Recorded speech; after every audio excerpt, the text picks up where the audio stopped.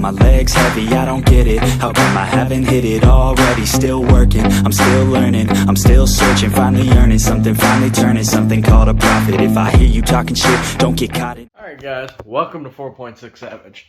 And we're back with the 6R80 truck. So, I had pulled the valve body, and what I found really wasn't bad. So, I pulled the pan, and that was the cover photo for the previous video. After looking into it, there wasn't a lot of clutch material in the pan.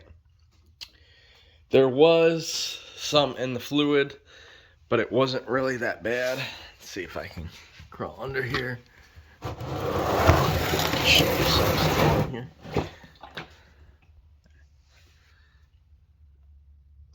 Now, see, there's some fluid in there. That's mainly just dirt here. But that fluid isn't really, like, sparkly to the touch or anything. It is darker than normal, which would indicate that some clutch packs were wearing. So, I really don't have an indication of anything. So, what normally goes wrong with these valve bodies is, for one, the molded lead frame right here. So, I don't think I have an issue with this. As you can see, there was some clutch pack material right here. But I do not think I physically have an issue. Not with the lead frame, at least. So I'm going to set this over here. And I'm going to be getting a new mat so I can pull this apart. So then we come to this half of the valve body. Just trying not to cut my half.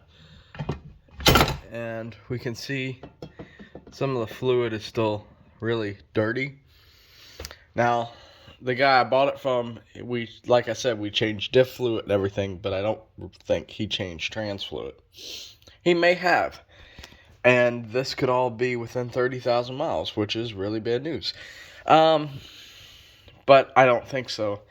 I don't think that's what's going to happen. Now, the problem with these is that your valves think it's the one right here and the one right here. I'm not sure. I'd have to look at the diagram again for the solenoid circuits, because what wears out, and this is a nice book in case y'all are looking for a good one. This is an ATSG service manual for the 6R 60, 75, and 80.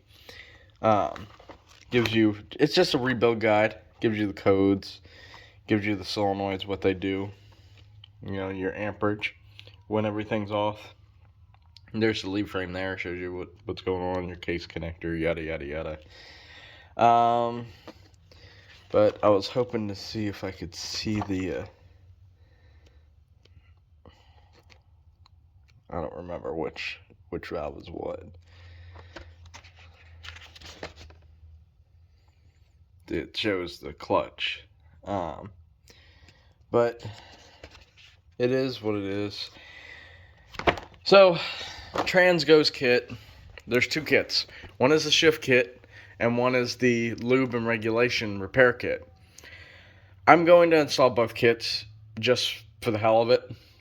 Again, like I said, I'm starting to think it's converter, because when I pulled the torque converter solenoid, of course, I've cleaned it since I pulled it. Oh, of course, now it won't come out. I found, I wouldn't say a lot, but a moderate amount of clutch pack material on the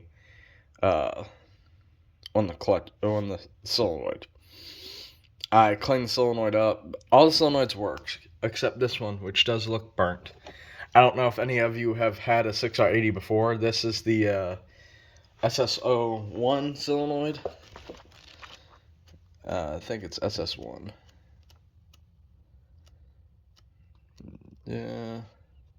Yeah, the SS1, and it does look different from the rest. I know it does, but I don't think it's supposed to be that discolored and burnt.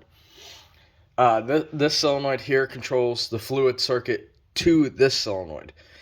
Now, the issues I was having, and this is why I don't think it was a converter, is I was getting a P0741 and a P1744, which are both converter slip codes. I monitored and had 211 RPM of converter slip, which is just enough to set that code. The issue is when I checked pressure, my line pressure was 275. This book states it's only supposed to be 235 or 35 to 245 or 240. 240, 245, something like that. I'm not looking the book up again. I had 275. This valve here, from what I understand from this back, now I'm not looking at this pressure port right here, but it's supposed to be in drive 70 psi. I had 59. Now, this may just be me being me, but if this solenoid right here was at 59 psi instead of 70, wouldn't that cause moderate amount of converter slip? Because it's not excessive. It is excessive because you should have nothing less, from what I've been told, is 0 to 50. But it's just enough to set the code, which is why the codes are intermittent. So that's got me thinking it's a problem here and not the converter.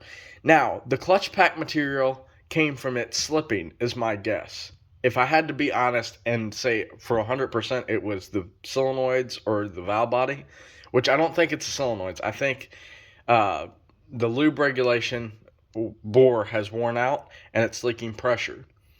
And that's why I'm losing pressure on the solenoid. Or on this solenoid, whichever. One of the paths that is feeding it, it has lost pressure on, and that's causing the slippage. And by driving it as far as I did, I have done damage, and that is why I had clutch pack material and it was in the pan. Well, in the fluid. That being said, if I'm lucky and I install this kit, I've caught it before it's burnt the converter completely up. Yes, I won't have 400,000 or 500,000 mile transmission. I'll maybe get, if I'm lucky, another 30,000 out of this transmission. That's fine. It's a hauler. It's got 300,000. But I know if I pull it to do this converter, I'm going to have to rebuild the trans. And by the time I'm in there, I'm going to have buku amounts of money in it. And it's going to be 1,000 wheel horsepower trans and yada, yada, yada, because I know me. Y'all know me. Y'all know I can't just do nothing half-ass and, it's going to be down for 2 years and yada, yada, yada. So we're going to install the lube regulation kit and which puts an oversized valve in. And then we're also going to install the shift kit, which is Transgo states the shift kit is necessary for any valve body, regardless whether it's high mileage or not.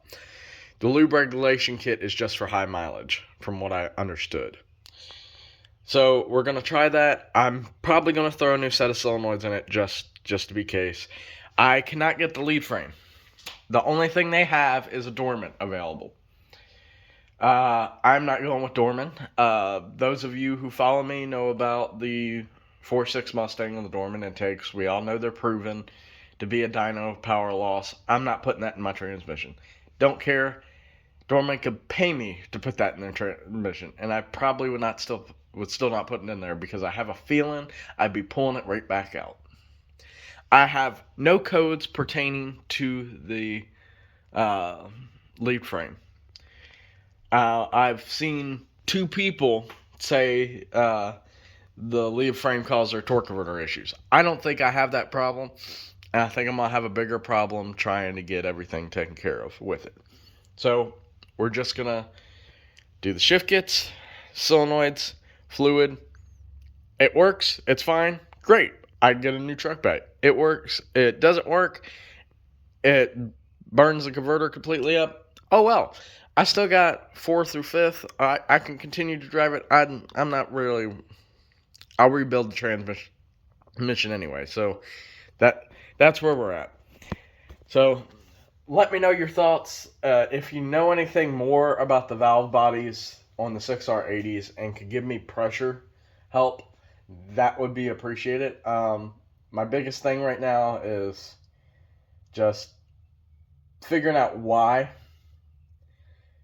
Even if I can't, I feel like I'm closer to it than I would be. And yes, for those of you who did see this one, there is no check balls and there is no dampeners in it. They're all right here.